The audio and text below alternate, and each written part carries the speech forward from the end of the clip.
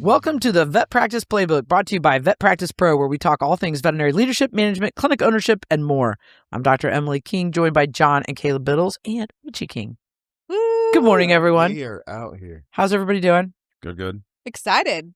I am Big so week. excited. Huge week. Listen, I woke up Monday morning and I said that text and I was like, it's here. Yeah. Launch week. It's launch week for VetPractice Pro coming up in like 48 hours once you hear this podcast. And we're so excited to see what comes of it. Yeah. You know, like when I put in that post or that text back and forth to each other, I was like, man, this has been a long time coming. Yeah. Right? I mean, it started out as this When did idea. We go? When did we go to? That Harrison had, and we just then started talking about it, and then we're like, Hey, maybe this has we legs. could really do this. We could really do this. And then it went to Post-it notes, and then it went to... I still have I might still have the stack of Post-it notes at the lake. Yeah. Yeah. Where we wrote it Yep. all out on Post-it notes. Yep. We do need those. We need to find them. Yeah. I'm pretty sure I saved them. Hopefully I saved them. The posties? Yeah. Yeah, remember? Remember we had them all laid out? Yeah. Like the structure? Mm-hmm. All right. Yeah. So it's pretty exciting. So yeah, get out there, take a look at the tools and, the different frameworks that we have to help people. I think we're really trying to solve, day-to-day problems for people in short order. So in short format so that you can take actionable items with you and implement them right away. Mm-hmm. Don't have to read a whole entire book and Exactly. sort through it and everything else. Like, hey, here's the problem. Here's the solution. Go after it. And Yep. I think from our experience, what we did was we took things that I wish I would have known Mm-hmm. 20 years ago, those topics. And we're like, if I knew these things a while ago, I would be even better off than I am now. Or And so, this is one of the worst things I've ever dealt with, and this is the worst I've ever handled it. Here's what I should have done. Here's what I should have done. Exactly. Hindsight. Exactly. Our Right. hindsights are 20/20. Well, and you've got, all of us, right? I mean, the four of us and Harrison providing that information and with those failures, if you will, that we've then turned into successes. And I think that you learn more from failing than you often do from succeeding, Yeah. right? Yeah. Because it causes you to analyze something and then change in order to pursue perfection. And so, anyway. Given the opportunity, learn from somebody else's mistakes so you don't have to make your own and do it the hard way. Yeah, absolutely. Absolutely. So make sure you're on our email list, follow us on social media, and then don't forget to join our Circle community. Mm-hmm. Who wants to describe the Circle community? John? You- No. John does a better job, but it is kind of like John put it. It's like a GroupMe and Reddit combined. We just have a community of veterinary professionals to where you guys can ask questions, just talk about your day. If you guys need anything, you guys can chat amongst yourselves. We're here to help you guys. So it's a great veterinary community where we can help you guys out. Yeah, there's been posts in there about all kinds of things, Yeah. from how was the holidays, to, How are you managing euthanasia? Yeah. to, How did you survive this Friday? Because it was Yep. terrible. yeah, all different kinds of things. I think it's just a way for people to. And the next day, I cooked breakfast for my team, and it made me feel better. Yeah. That was one of them. Yeah. It all started from our burnout mini session in group, and it's grown from there. And it's super exciting to see people share and give answers from their own experiences, let alone just ours. There's a whole community. So, That's what I was going to ask. How many people? There's 350 people. what? Awesome. Yeah. Yeah, I mean, that's that's awesome. a lot of input, Can't Yeah. even count that high. right? That's I why mean, we got Finance Richie over Yes. here. Right. yes. Actually, speaking of that, maybe it's been a while since we've actually talked about kind of why we're all together from a skill set perspective. Mm. So, Richie, why don't you start and just tell people why you're part of VPP and kind of what your skill set, where your skill set is. Well, I'm a part of VPP because I round out the business side. That was my role at All Star, and I did that pretty much the whole time I was there. So Okay, and we're going to go through this again because the first time I did this, you all sold yourself short. So Richie has an MBA and a law degree. Yep. So he's an MBA JD, and then you have your BA in finance. BS. BS, whatever it is. I don't know, because I'm Definitely not a BA. Clearly, I'm not a numbers person, so I don't know. I just relied on him for everything. And we grew All Star Veterinary Clinic from the ground up, Yep. right? So just hung a shingle, just like they say back in the day, hung a shingle, and then 19, 18, however many years later, then we divested of All Star Veterinary Clinic. I still work there, but you grew it from me as a single veterinarian, right? And maybe 6 or 7 employees to 6 or 7 employees. I didn't mean to do that, peeps.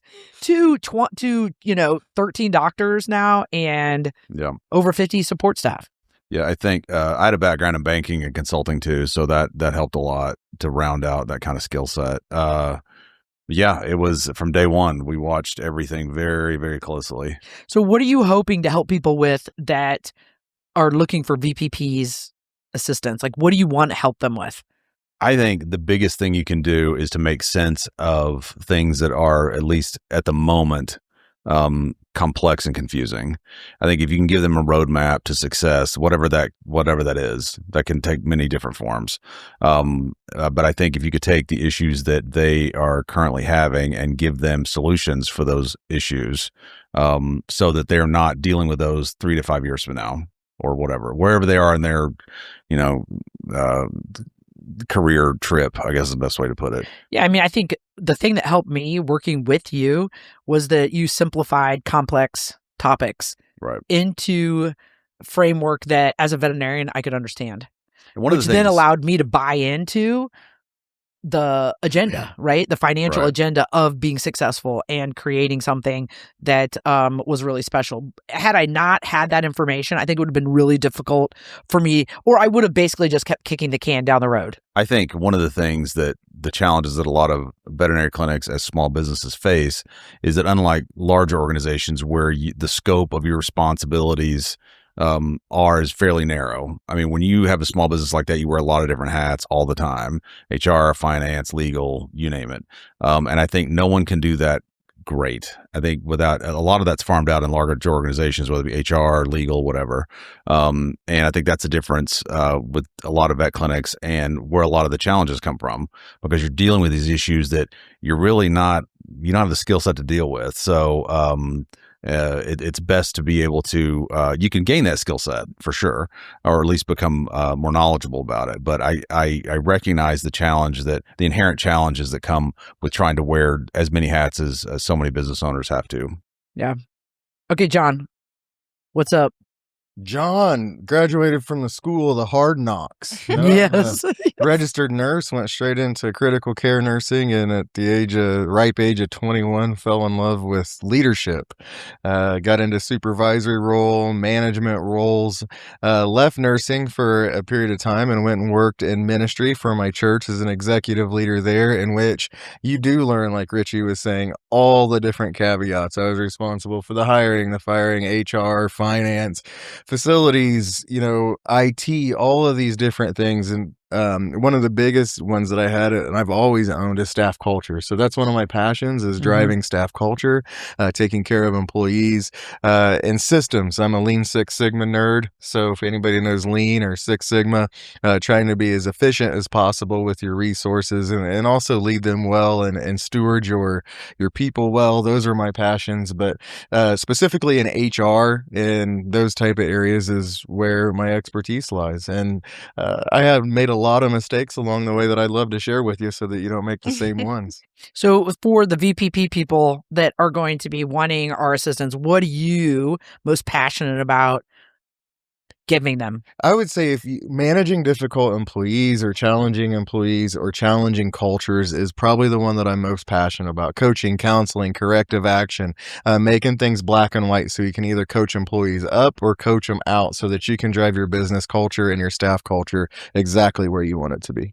Yeah, you are so good at that aspect of it that had I known how to do it the way you talk about it early on, I would have been so much better off, because owning a veterinary clinic, if you can't manage people, it becomes really difficult, and they don't teach you how to manage people.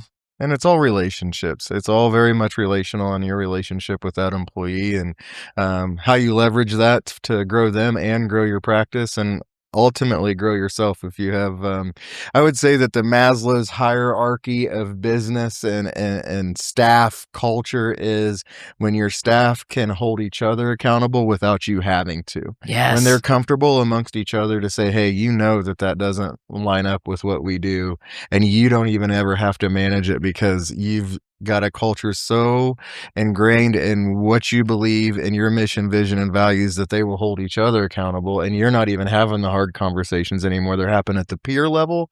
That's where we want to get you guys. That is amazing. That's like what I call cult-like culture. Yeah, okay. I put the cult and culture. Yeah. I'm so excited. You should sign up. We start this Friday. Okay, Kayla, what you tell everybody about you. Yeah, so I'm an RVT, graduated from Purdue 2008, I believe, right? No. 8. Yeah. Purdue. Yeah.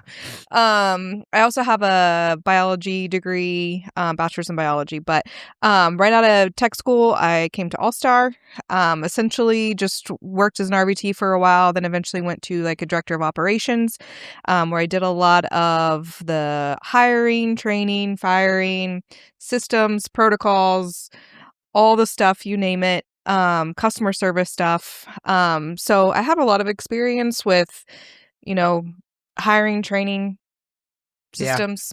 Yeah. Yeah. I mean, you were the brainchild behind creating all of that at All-Star, which has been so successful.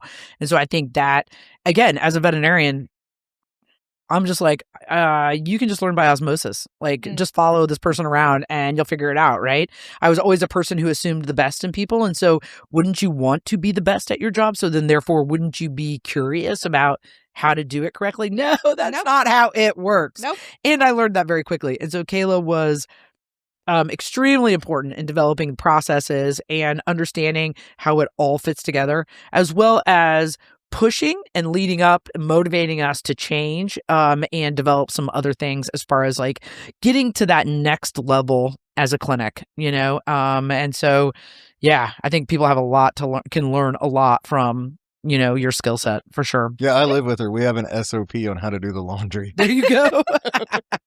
That's amazing. All right. So today, though, we're talking about leading up. Okay. So if you're a person who's ever thought, man, I see the problem, I know how to fix it, but I'm not leading, I'm not the supervisor, then I think this show, this podcast is going to be for you. So I think the first thing we really need to do is define, what does leading up mean? I hear it talked about a lot, but as far as like definition, what do you guys think as far as a definition of leading up? John, you want to go first? Yeah. I consider myself a master of middle management. That's where I like to hang out, is in this middle management world that a lot of people aren't drawn to. So if you're not stuck in middle management, but if you choose to be in middle management, it can be very challenging standing in the gap between senior leadership and those on the front lines in the trenches. You have to be able to communicate initiatives coming from above you to people below you, and then be able to channel information back. So this is a very challenging place to be. And I think that leading up involves you being able to communicate both ways, but especially craft the way you talk to the people that are above you. How you can politely give them constructive feedback and information from their employees, but also make them feel like you support them as well. Mm-hmm. And those are the things that we really want to teach you how to do, and how to have crucial conversations with the people that sign your paycheck. Yeah. How to not bite the hand that feeds you, but still be able to move your organization forward. That's a long definition, but there you go. No, I mean, I like it. For me, I always think of Jocko Willink and extreme ownership and, leading without authority up and down, Mm-hmm. The chain of command. And so that's kind of how I think about it. Kayla? Well, I think really to piggyback on what he was saying, you have to figure out, if you see problems, you're working in the trenches along with everybody usually. So if you see problems, how can you relay that information to the people on top, and what solutions can you bring to them? So I think giving them strategies, or the people listening strategies on, they're going to see the problems, they're going to see the issues, but how can they go up to the management level to communicate that and have a solution? Yeah. Do you have anything to add? I think, in my experience, one of the most powerful examples of leading up or just leading in general is leading by example. I think that if you are setting a good example every day and being perfect to the best of your ability, everything that you do, that can only help. And I think that if you're in a team, to John's point, if you're middle management and you see these, you're middle tier, and you are striving to be perfect in everything that you do, the people below you they'll take notice, even if it's just tacit, and they'll know that you're doing things well. I think there's a lot of truth to you get what you allow. And whenever I'm in a retail situation or just a consumer situation and I notice something, I think that manager is allowing that. I mean, this is being allowed to happen because otherwise it wouldn't happen. And I think the other thing I would add is I would never discount the manager's ability to influence that. I had a manager once in a retail situation who, if the line got too deep, he personally would open a register. Guess what, guys? It's a Sam's story. Yeah, and he would do that. He would go and open. His name was Larry, and he would go. And so the message, he wasn't yelling at us, but we watched the manager, the head guy in the club, open a register and be like all the rest of us. So the message being sent was people are not to stand in line unnecessarily. If you're down here and you have nobody in line, but Bill down here has 3, call people down to your line. Don't allow people to naturally migrate down. Get them out of here as fast as possible. And the other kind of implicit message was there's a value add that goes with people's time and not having to wait. So value that time, get them in and out of here as quickly as possible so that they can continue to consider that brand with high value. Yeah. I think you did a great job at All-Star with that. Like you would take the trash out, you'd mop the floor, you'd clean the cages. Servant leadership. Yeah. Yes. Yeah. I was very big on that because that's just kind of how I was taught, I mean, that came from playing basketball all these years, as a teammate. But I do think that that's powerful because what you end up, and it's restated in that book, Leaders Eat Last. I mean, I think that it's providing cover for those that are below you. So if you're helping them when you have time and you're contributing in places that you ordinarily would not, you are providing cover. And when you need them to walk through fire, they're more than willing to do it. Yeah. Right. So I think that it's a really powerful message that can be sent. Not that needs to be your job. Right. I mean, but it is really important to participate on that level in order to understand their jobs some of the time. Sometimes I'd be mopping a kennel, a run, and I'd be like, why is the squeegee broken? I'd be like, what the F? Why do we have broken squeegees? And they're like, well, we just haven't. And I'm like, I can't, you should not be working with a broken squeegee. This is a pain in the ass. So things like that showed how much we cared. Yeah. There's a huge thing about it doesn't matter what level of leadership you're in. If there's a problem that you don't understand, 100% you should immerse yourself in that problem. Shadow that person, or if that's part of your role, you need to experience it so that you can really understand the barrier. Right. But then sometimes you just have to do it because problems don't always present themselves. You may have an employee who will work with a broken squeegee because, okay, why didn't you bring this to me? And really start to get in there with them and explore why didn't this get escalated? Not in a punitive, why didn't you tell me about this? That's not what we're after. We're after why did you feel that you had to work with the broken squeegee? Tools? Yeah. Yes. Is there something that kept you from coming to us? And a squeegee is a weird example, but at the same time, it's true. Yeah. It can be something bigger or even something smaller, but if it affects the quality of your work, it affects the ease and operation of your work, then what are the channels you have? And these should be how you're building your staff processes. Yeah. I think leading up gets talked about quite a bit. Why are you laughing? A funny story. Okay. I think that leading up gets talked about a lot because if you're trying to lead up and you don't have any success doing it due to supervisors or environments or whatnot, you're going to see burnout, right? You're going to see depression. You're going to see all these things start to happen that we're going to talk about in a little bit. But I think that's one of the reasons why people are wanting to know, how do I do this properly? Why can't I get things done? And so there is a proper way to lead up. For sure.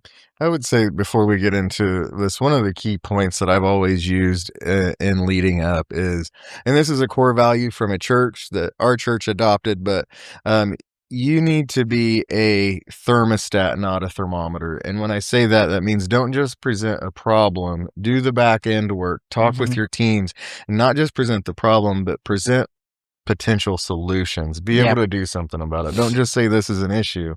How do you make that adjustment?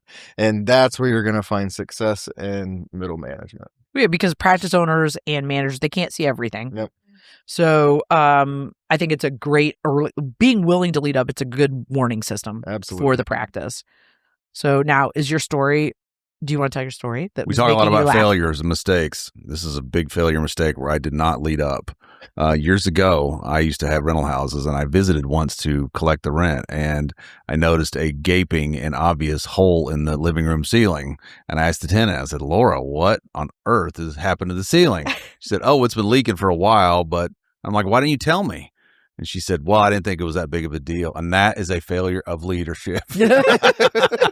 To tell them, we value no holes in the ceiling. Tell us if there's a hole in the ceiling. So from that day forward, she let me know if there was anything. That's so funny. Right.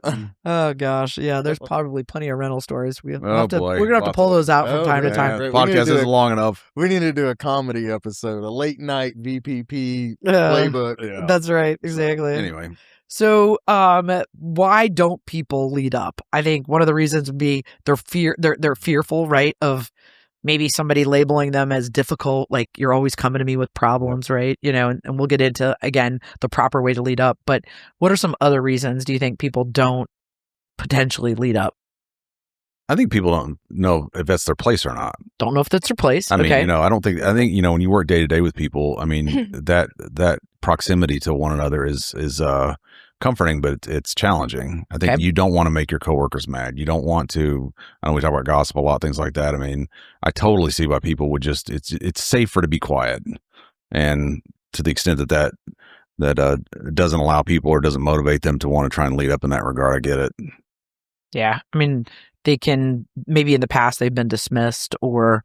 Well, I think if you've tried repetitively to give, your issues or concerns or whatever, and you just constantly shut down, that will lead to just staying silent too. Silent. Yeah. After so many tries, you're like, okay, I'm just going to stay silent and come and do my job. That's human nature though, right? I mean, we all crave safety. I mean, to a certain extent. So absolutely. And I think that once you've tried, so let's talk about some of the behaviors that you might see in yourself if you're leading up and you're not getting results. So you mentioned silence, being driven to silence. And I'm always reminded of the story when we were floating in the lake and your sister was there and she was on a floaty.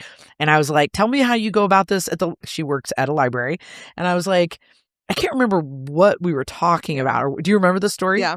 And I was like, why do you feel like you can't say anything anymore? Like she was talking about changing a process or doing something. And she's in a good role. I mean, like a role to be able to make decisions and do things. And she was like, because nobody does anything. And after so many times, she was like 10, 15 times I'm shut down every time. So why bother?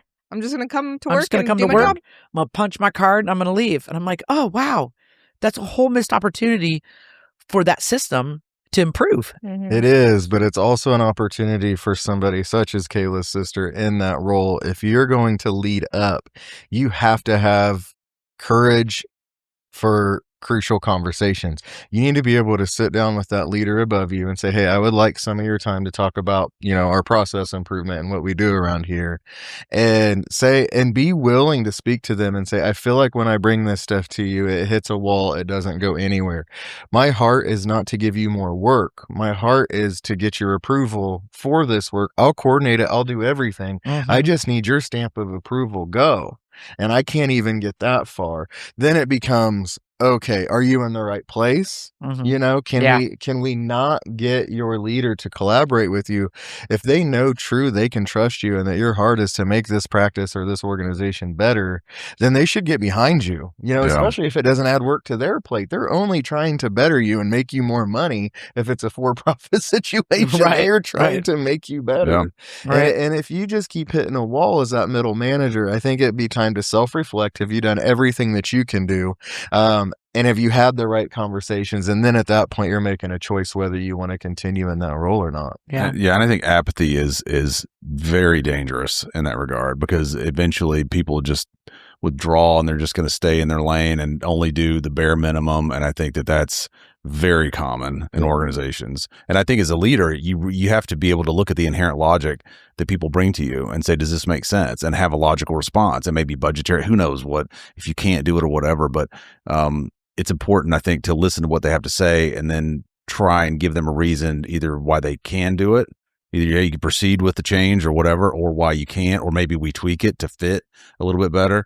I think a final answer of because just is never good. And I think that leads to apathy. Yeah. I think we'll also see people gossip if they aren't, being heard. Right. So then you start to create all of these little stories that go on and people start to gossip, and then that creates or erodes your culture. Yeah. Especially when people don't get their way. And then you end up with passive resistance, which is something that we wrote down, which is like people who are like, yeah, I got it. And then they go do their own whatever, like they're quietly sabotaging to some degree by resisting, the movement of the culture forward or whatever it might be. And I think that's also equally as dangerous, because those people in the middle, if they can be extremely helpful, but then they can also be very problematic if they are quietly and secretly passively resisting new processes. Like, I'm not going to do that. Like, I'm just going to say I'm going to do it, but I'm not going to do it. I forget the word. It's like malicious compliance. Or something like that, where you take a concept that had an original kind of sphere of intent and then you just explode it into something that's, well, I'm complying. Well, it's like, that wasn't the intent of what we didn't mean for you to do that. We meant it to be this. This was the, the original intent behind the policy or the whatever. So that's another way you can, like, to your point, you can just consciously not do it, or you could overdo it to such an extent that it sabotages the mission and the intent behind the policy change. Yeah. And I think these are kind of just signals that people are going to show you as a practice manager, as an owner. If you're seeing these things, this might be a place to look. If you're leading up and you're feeling those things, or you're trying to lead up and you're feeling those things, then I think the place to try and redirect your focus. So you've recognized, okay, I've got a problem leading up. Now, what can I focus on to see if it's actually a me problem or, a clinic problem potentially. And so, I love right now, I'm totally into IU football and I've totally drank the Kool-Aid. And so, Fernando, as you should, Fernando Mendoza and Kurt Signetti, they've got some great one-liners. And one of them is control the controllables, right? So leading up, there's only so many things in your control. So what do you guys think? What are some things? Let's tell everybody some things that are actually in their control. From whose perspective? From their perspective. Well, I think their attitude, one. Their attitude, yep. Yeah. And kind of roadmap wise, I know we talk about control the controllables, but what do you do in a situation if you are, how long a leash do you give yourself to be able to address those situations like you just mentioned, the malicious compliance or the lack of compliance? If it's, what's a roadmap, like a quick roadmap for that? What do you do? For what? The owner of the clinic or the person? Well, like if you're in a supervisory position, there's a policy change that you're trying to implement, and you have a group or whatever, one or two people that just won't do it. Or just above you or below you? Below. This is performance management. Mm-hmm. This is coaching, counseling, corrective action. You got an initiative to take, and if they can't get on board with it, as long as you've done your part, I think the biggest part to answer, kind of tie this together, what I was going to say as an example is a middle manager, if you're looking at, okay, I've done everything I can, you need to look very highly at communication.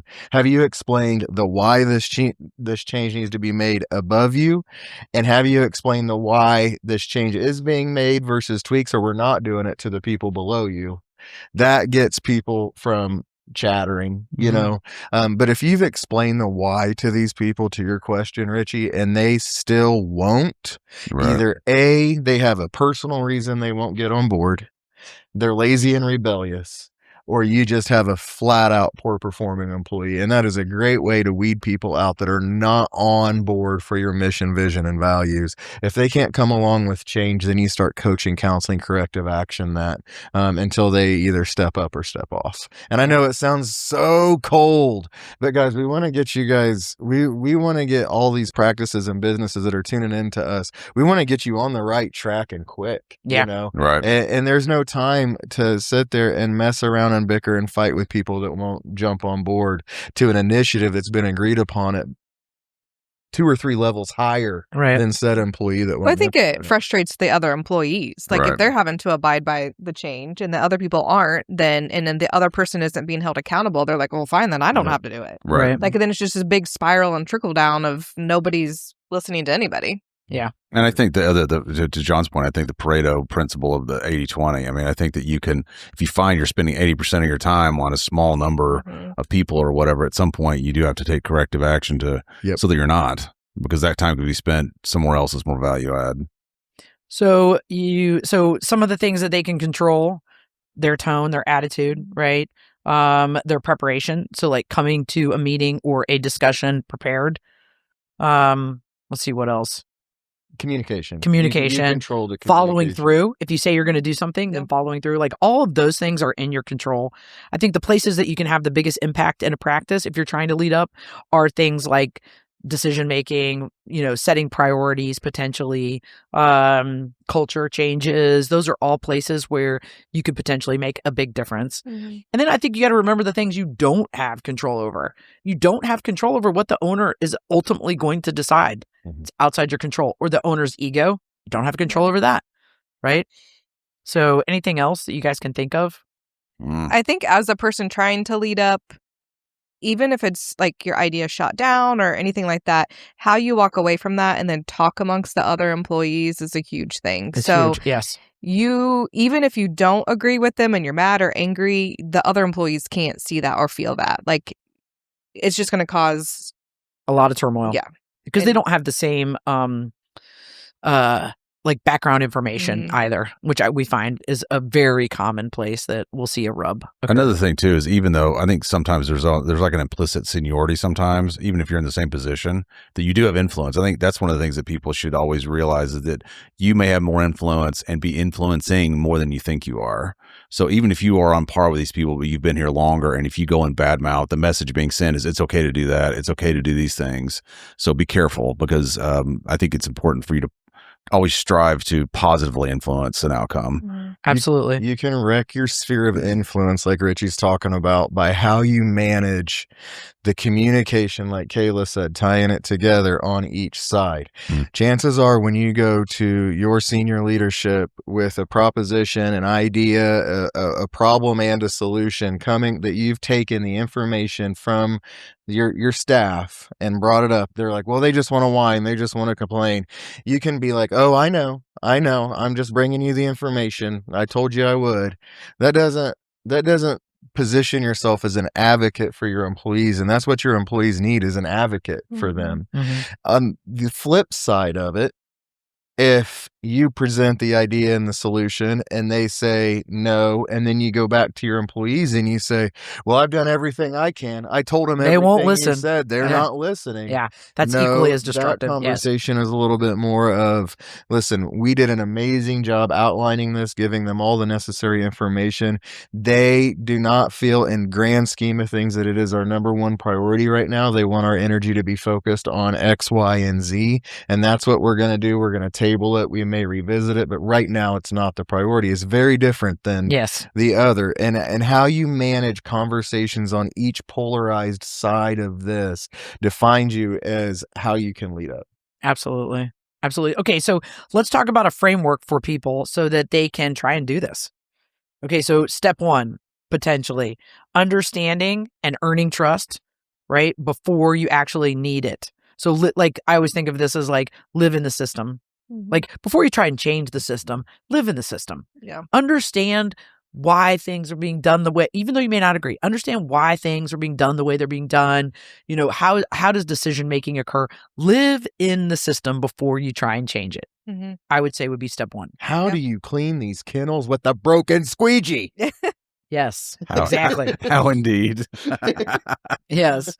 Other things I wrote down: be predictable and consistent, solve small problems quietly and well, avoid only speaking up when you're frustrated. So you don't want that to be the only time. Like, oh, here comes Kayla again with another problem.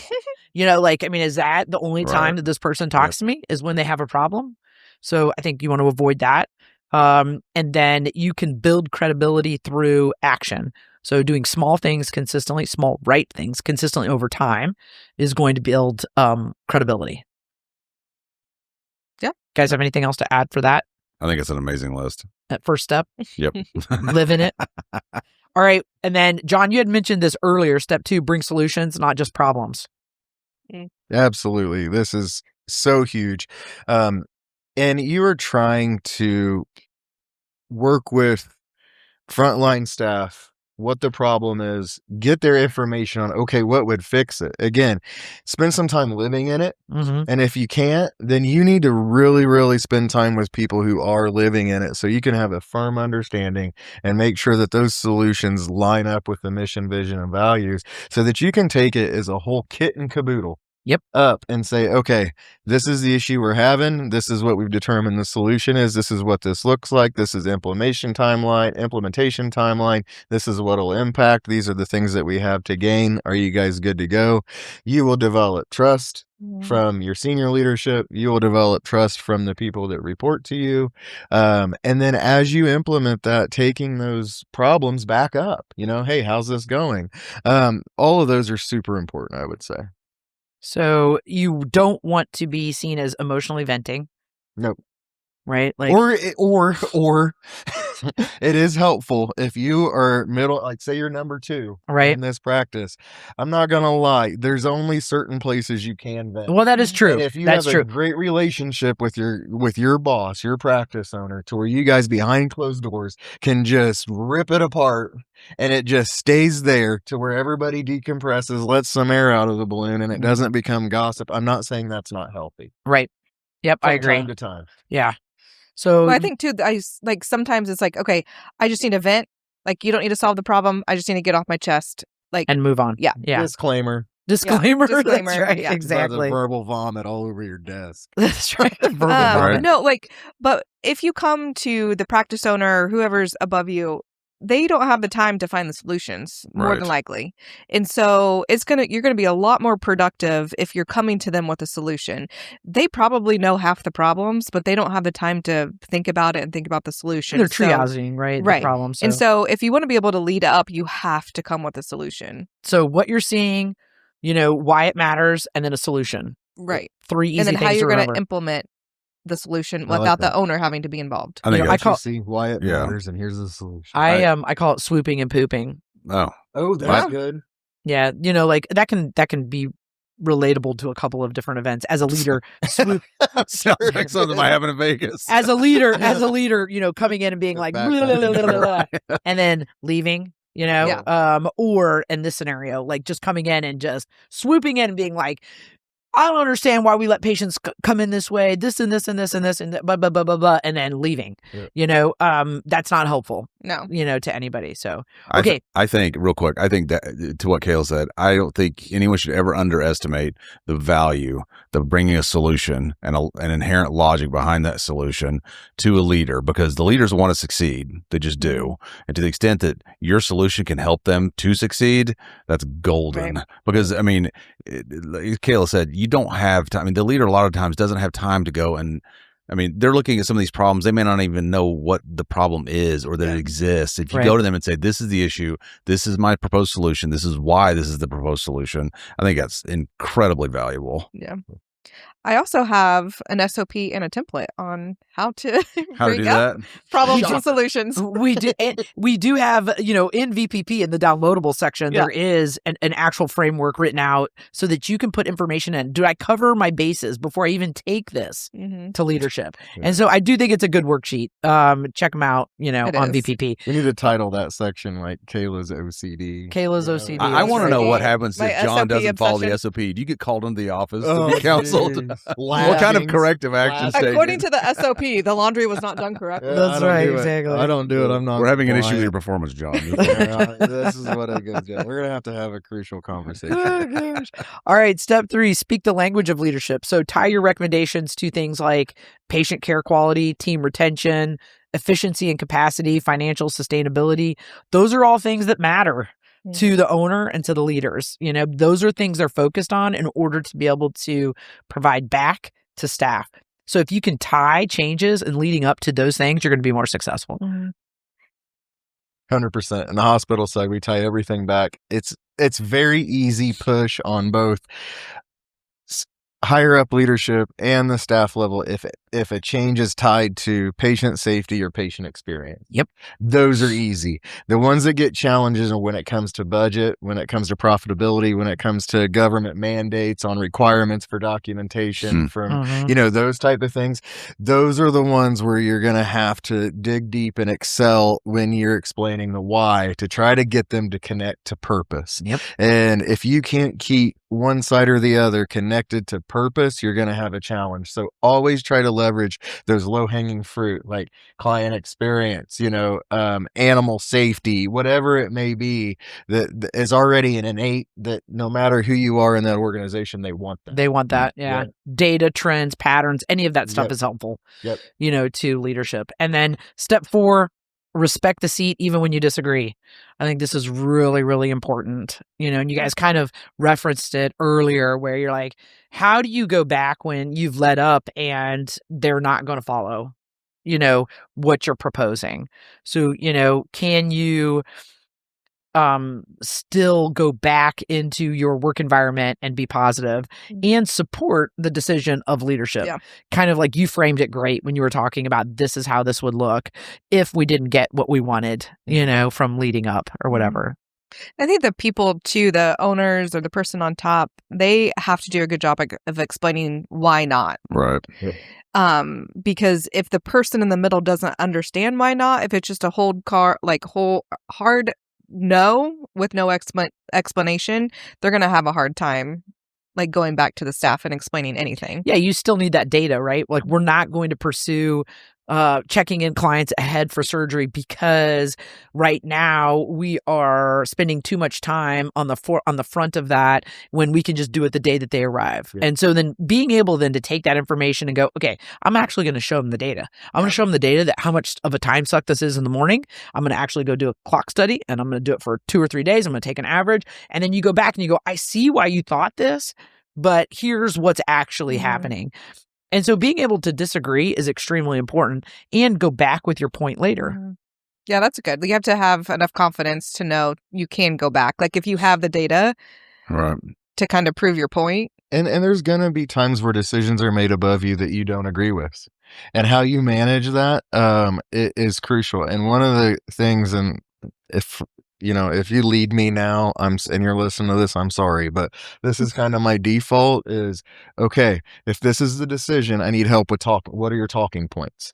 Because your entire leadership team needs to have the exact same talking points to the dissatisfaction of the staff. Because remember, you're the one that brought this up because they were excited to get it fixed. And now you got to bring it back down saying, no, we're not going to be able to do this. As you the decision maker, what talking points would you like for me to share so that we can all be communicating the same language? You can't have one manager going down and saying, well, they just said no. They didn't give me a reason. And another one saying, well, I heard it was because of budget, or I heard it was because we don't have time to explore that. No, what are the talking points? Yeah. You're going to have to come to it in a united front. And as somebody who's leading up, you have to sometimes pull that out of your boss or your supervisor to help keep your leadership team over the trenches on the same page, because people will feast on that inconsistency of information, and it will breed toxicity faster than you can imagine. I agree completely. Absolutely. Okay. Roundtable replay question. We got a question from a listener that I think a lot of people are going to relate to.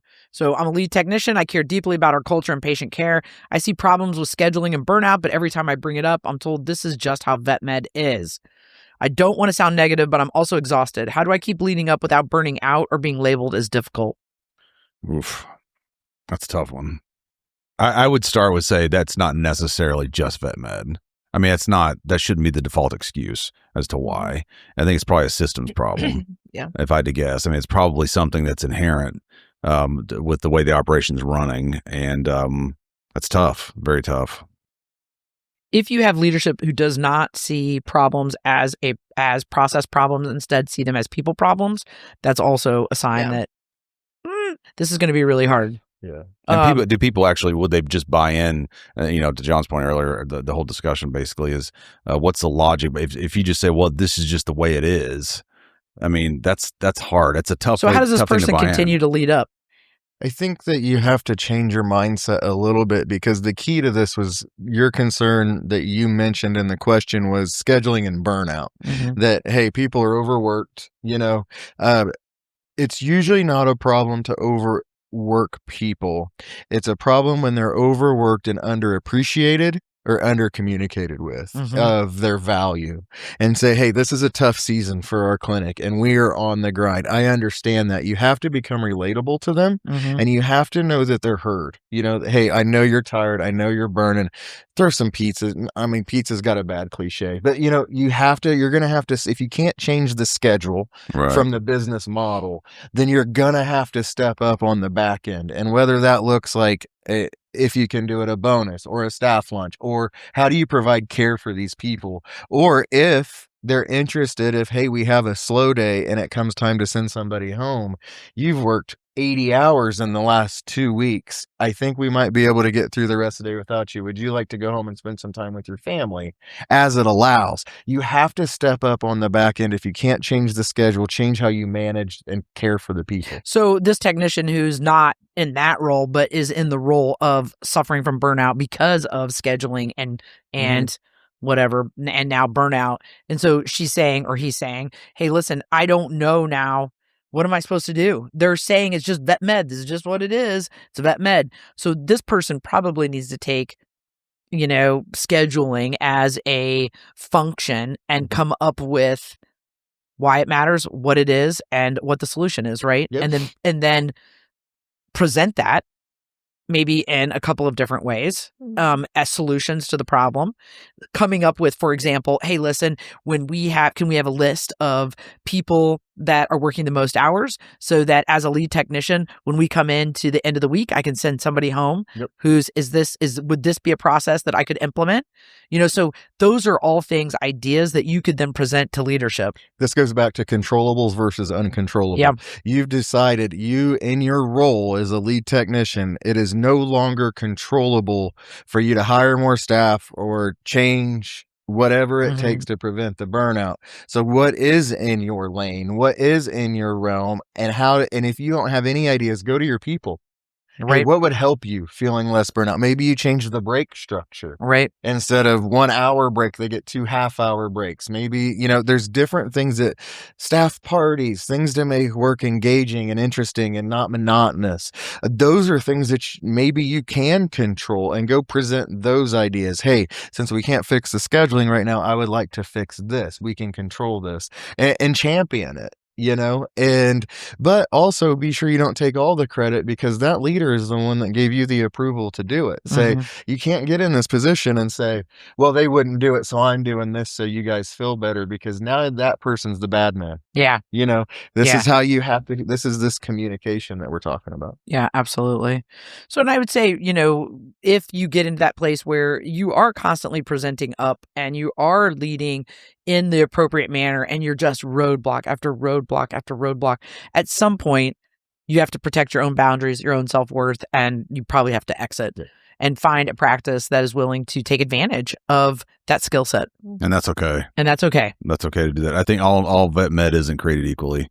I think there are a lot of great places out there that may not have the same issues that some clinics have. So when you feel like the leadership of that clinic or organization becomes your glass ceiling to growth, right, when they are your lid to your own personal and professional growth, that's when you really have to start looking at things. Am I okay where I'm at right now? Or do I want to continue on my trajectory? And if you just keep hitting the ceiling, at some point you're going to have to break through that glass ceiling and make a decision. And people do that all the time. Lateral moves. Absolutely. I mean, people do that in every every industry, every business. I mean, all the time. And and as a leader, you have to understand that too. I mean, that people have to act in their own rational self-interest and do what they need to do in order to realize their own goals. Absolutely. All right. So last thought, you don't need the corner office to shape the direction, just the courage to lead well from where you stand. All right. That's good. That's it for today's episode of the Vet Practice Playbook. We hope you got a few plays to use yourself or for your clinic. If you enjoyed this conversation, share it with others, leave us a review, and check out vetpracticepro.com for tools and courses that can take your clinic to the next level. We'll see you next week. All right. Launch week. Woo.